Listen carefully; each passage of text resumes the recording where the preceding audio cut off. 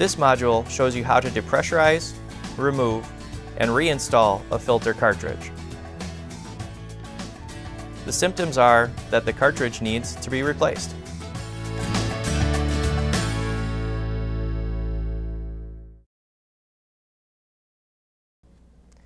Pentair offers a wide variety of filter cartridge housings. Periodically, the cartridge needs to be changed. We recommend whenever you notice a pressure drop, or a minimum of once per year. This procedure shows our 3G housing. Yours would be similar. You begin by shutting off the water supply to the unit. You then move to the filter housing, trying to identify the pressure relief button on the top. Your unit may not have this. You press down on the pressure relief button to relieve any air or water pressure. Press and hold until the water or air stops escaping from the unit. You may then release it and we can move on to removal of the sump. The sump can be removed using non-metallic tools. Pentair offers a full range of filter wrenches to fit all of the different sizes of housings. If you do not have one of these, it is acceptable to use a band-style wrench, making sure that all components are non-metallic. Metallic items will damage the sump.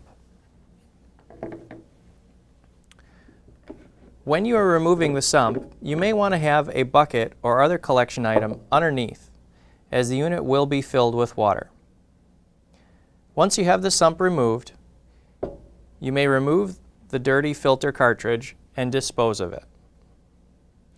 You will then want to pour out the remaining water from the sump. Once the sump is empty of water and the cartridge, you then want to clean it. Using paper towels, but no chemicals, you will wipe down the inside of the housing. We can then move on to the O-ring.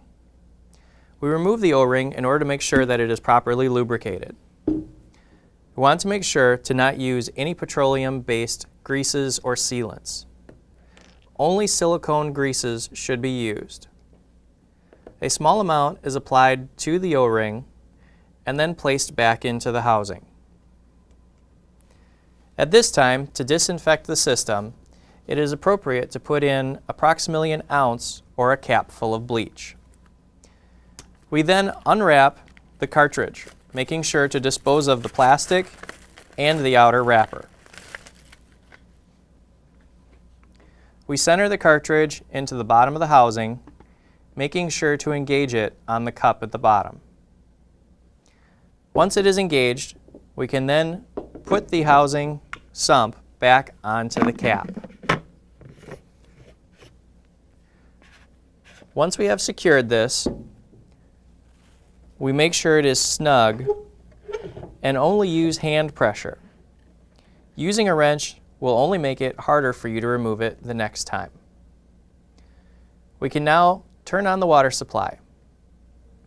The next step is to turn on a faucet in the home in order to relieve any air or water pressure.